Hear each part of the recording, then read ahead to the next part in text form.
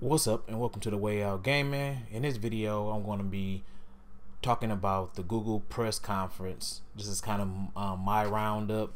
I'm going to be talking over some stuff kind of fast, and then I'm going to go more in depth on the stuff that everybody wanted to actually hear about anyway. Sorry for looking so jacked up. I guess I didn't get my hair done or anything, so yeah, my apologies for that. But first up, I'm going to be talking about the Google Home Mini. Well, not really. It's a real small version. It looks kind of like a peppermint patty. It's a small version of the Google Home, and it's going to come out for $49. I didn't get exactly when. I believe it's in this month though. It's going to come out for $49, and it's pretty nice. I liked it. It's something small, out of the way. They said it can take in your voice from anywhere. It's not going to be any worse because of the smaller size or anything like that. So it takes in your voice from pretty much anywhere. It can go on your tabletop right next to your bed, or anything that you have for alarm clock or anything. So that's pretty good.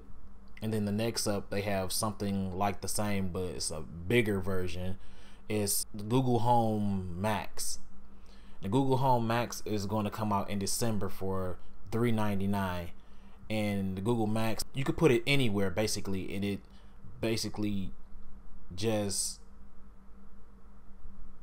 I don't know how to put it. It can read the room basically where you put it at, and the sound it will make the sound perfect wherever you put it. If you put it in a corner, so the sound won't sound like muffled or something like that, it will read that area and it will send out perfect sound to you every time. You could connect it to anything. It's pretty much good. I liked it when they was talking about it. I mean, it sounded pretty nice to me. It's not something that I would probably get because I'm not with the Mini hanging around. I don't really care about musical sound where I stay at right now. I just don't really play music around. So the next up is the Google Pixel Book. Now the majority of all the rest of the stuff is going to have Pixel in it. So here we go. Like I said, the next up is the Google Pixel Book. That's going to be $9.99, and it's coming out in October. And pretty much they tried to mail the phone with a tablet and a laptop. So it's going to have what you like from all three of those devices. And like I said, I will get that over. Only thing that Google has to do is make a editing software, and they will pretty much be up there with the computers or whatever. To me, I don't know how they actually work. I never had a Apple laptop. I never had a Google laptop. But as far as Google as a company, I know that as their product, it probably will be up there, since they're most likely beating the new Apple phone that came out with their new Pixel 2, which I'll get to in a minute. I believe that their Google Pixel Book will be just as good as their laptop if they made some type of editing software like Apple does, because everybody says the Apple editing software is better than everything else. So if Google made theirs probably will be better too, and theirs probably will be faster to render and everything, and then everybody will be going out and get Pixel books. So maybe that'll come in the future or something like that. But then the next up that I know for a fact is going to be really good, but it's only going to work with the Pixel Book, is the Pixel Book Pen, which is going to come out I believe in October 31st too, and it's going to be $99.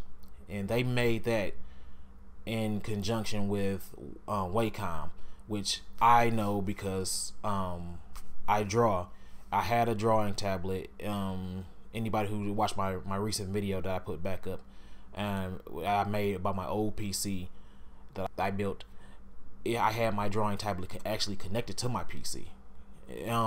But it wasn't a Wacom because I'm not that big, and I couldn't really afford a Wacom because they was like thousands of dollars, and I'd rather build $1,000+ computer than pay $1,000 for the drawing tablet. So Wacom is a really big company as far as the drawing industry, and they perfected their pen and their tablets. So it's not a doubt in my mind that it's going to be far better than any Apple pen that's going to come out, because you can't come from Apple can't make anything that a company who's already perfected it for years and years can't make. So that's one thing about that. That's something that I personally like, even though I most likely wouldn't get a Pixelbook anyways. But next up is the Google Clips. It's like a little camera, something like a GoPro or something like that, except for it's not waterproof or anything else like that. It's a machine learning camera, little mini camera, and you could place it around anywhere, and it's machine learning. So anytime you have a baby, if he crawls for the first time, it recognizes those types of events and stuff like that, and it records and it snaps pictures and stuff like that, and it doesn't just like upload them to the web or something like that. You can go into it and view everything that it recorded and delete them or anything, and then upload them to Facebook or or Twitter or anywhere that you want to upload them to. So that's really nice, and that one is going to be, the Google Clips is going to be $249. I don't really know when it's coming out. And the next up is the Google Pixel 2. Now, this is something that I like because I just recently bought a phone right here. It's the phone. What the hell is this phone name? Is the OnePlus 5, and it was pretty much a little bit more than the Google Pixel 2. So I'm kind of mad about that a little bit. But even though mine has 8 gigs of RAM and 100 and something gigs of memory space, the Pixel has far more to go with it. It has a quad HD screen, or whatever you want to call it, and I can't really remember what the specs was for the screen because I'm not too big off into screens, but as far as I know, that it is better than my phone screen.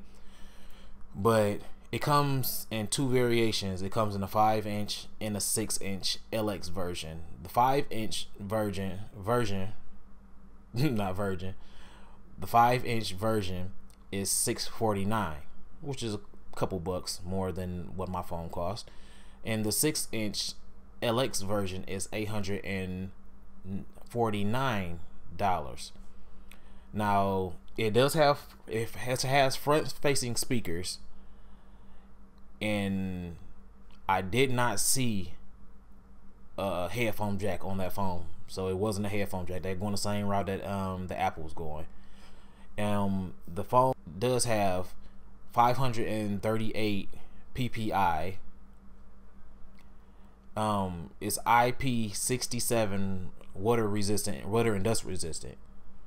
And one of the big features that I liked that Apple didn't bring with their phone, because even though I'm not a Apple iOS person, I do like Apple phones. Sometimes I like the look of them. Sometimes I like certain features that they have. But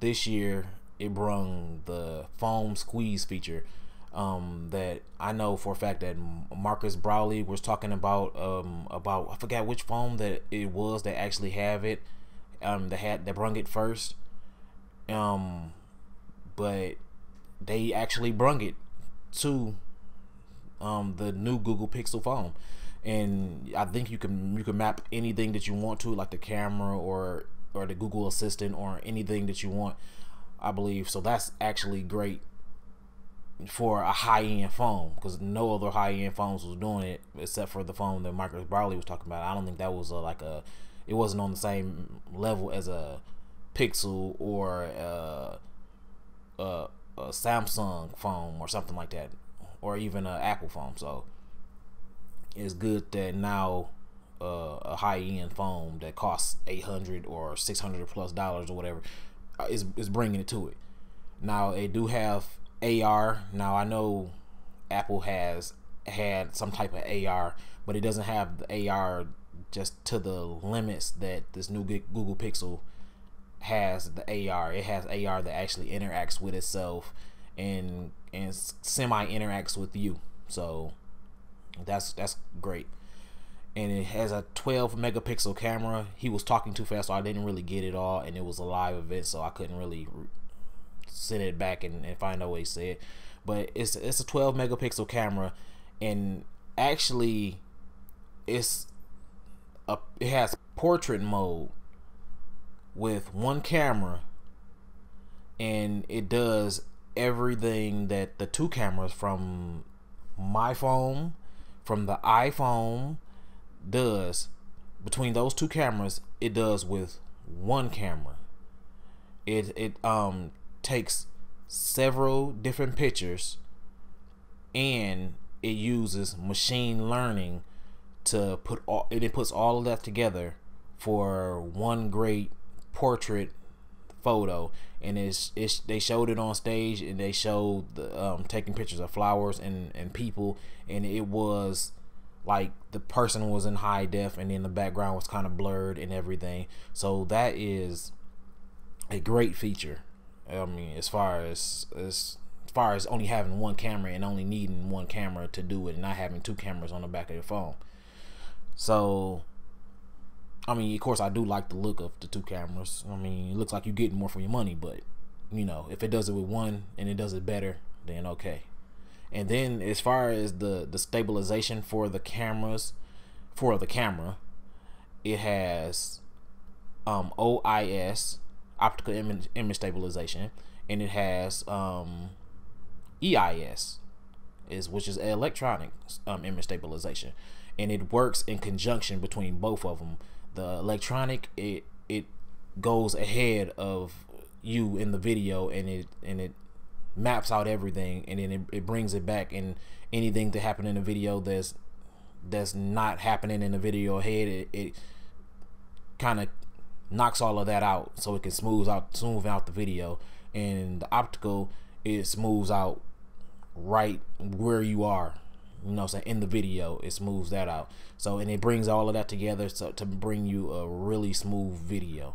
So I think with those two together, it's going to be, I think with anything together, it's just better, tell you the truth. So next up, I already told you about that. It was no headphone jack on the phone, so they're going the same route as Apple with the no headphone jack. But with that being said, is my favorite right here, because anybody who wants to speak another language but really can't, because I can't find any schools around my area or any type of just classes around my area that I can actually learn a different language, or go to a class setting and learn a different language, because that's how I learn better in those type of settings. But it has the Google Pixel Buds, and the Google Pixel Buds are going to be $159, and you're going to be able to use the Google Assistant with the Google Buds. Google Assistant, by just touching them, holding them, and asking it anything without your phone in your hand, and it will ask your Google Assistant whatever you need to ask it, and it will tell you. It will read your text messages to you. It does a lot of things, but my favorite thing, which I was just talking about, is the Google Translate that's built into it. you can actually speak, like, as far as me, I can speak English into it, and it will come out in Japanese, and a Japanese person can speak, I guess, Japanese and back into my phone or whatever, and it will come out in my Google Pixel Buds. It will come out in English, so I can actually understand what they're saying to me. So that's something that it's been a couple companies that have been trying to make devices like that, but you know, Google already has all of the technology and all of the actual language recognition already to actually do it and perfect it as far as it can be perfected as of right now, because you already know they're going to be doing updates to it and perfecting it even more and even more, and that's pretty much what bigger companies can do. So that will be really great for me, because I can't find courses or classes that I can actually go and actually learn these languages. And you know, some videos on YouTube, they're saying they don't like when people come to their country and don't know any of their language or whatever, which is, I don't know, which is kind of crazy for me, because everybody comes to America and don't really know too much English or whatever. So who really cares? I think if you like a culture or a country, then you should visit if you're going to be respectful of that country. So, but that's been my roundup of the Google press conference. Hopefully you liked it. If you did, comment, subscribe, and leave a like down below. I'll see you next time. I'm out.